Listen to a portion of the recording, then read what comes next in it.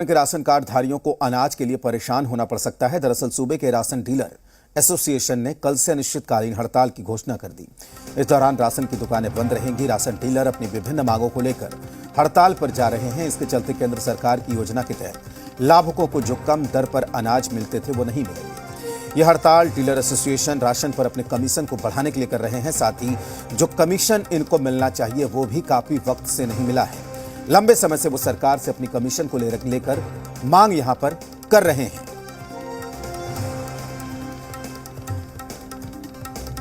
केंद्र की सरकार ने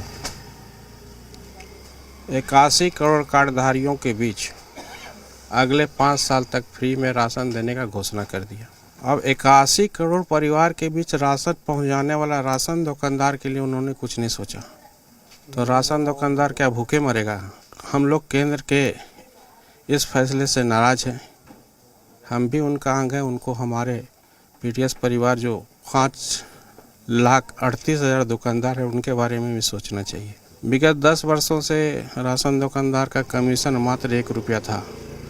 उसको हम लोग 3 रुपया का मांग राज्य सरकार के समक्ष रखे थे, जो उन्होंने अभी तक स्वीकृति प्रदान नहीं किया है। उसको लेकर के जो महंगाई भत्ता बोलिए या मानदेय के रूप में देने की बात को लेकर हम लोग हड़ताल पे जा रहे हैं। लातेहार में भी जन वितरण प्रणाली के दुकानदार संघ ने एक बार फिर सरकार के उदासीन रवैये से परेशान होकर 1 जनवरी से अनिश्चितकालीन राज्य स्तरीय हड़ताल में शामिल होने का फैसला किया। इनका ये कहना है कि सरकार उनसे राशन वितरण के साथ साथ कई अन्य सरकारी काम भी कराती है, लेकिन जन वितरण प्रणाली के अंतर्गत लाभुकों को नियमित राशन वितरण के बावजूद अभी तक कमीशन नहीं दिया गया है। इन लोगों ने जन वितरण प्रणाली के सभी दुकानदारों को मानदेय देने सहित कई मांगे की है। काम कर रहे हैं, मजदूरी कर रहे हैं, मजदूर के भी रेट नहीं दिया जाता है। हम लोग किस स्थिति में इस दुकान को कर नहीं सकेंगे, इसलिए हम लोग कहें कि हमें मानदेय दिया जाए या कमीशन बढ़ोतरी किया जाए। इसी को मांग को लेकर बहुत से मांग है जो राज्य स्तर में रखा गया है।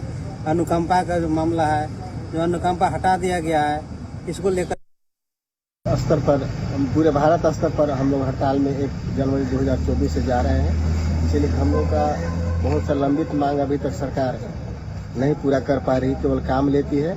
और राशन वितरण के अलावा भी हम लोग से अनेकों प्रकार का काम लिया जाता है, उस पर भी हम सभी को कुछ भी उसके लिए मुआवजा नहीं दिया जाता है। और कोरोना काल में भी हम सभी पूरे भारतवर्ष के डीलर जान जोखिम को हाथ में रख करके कोरोना काल में हम लोग सेवा किए, लेकिन उसके बावजूद भी करीब 132 डीलर का देहांत भी हुआ। उस पर सरकार का किसी भी तरह कोई संज्ञान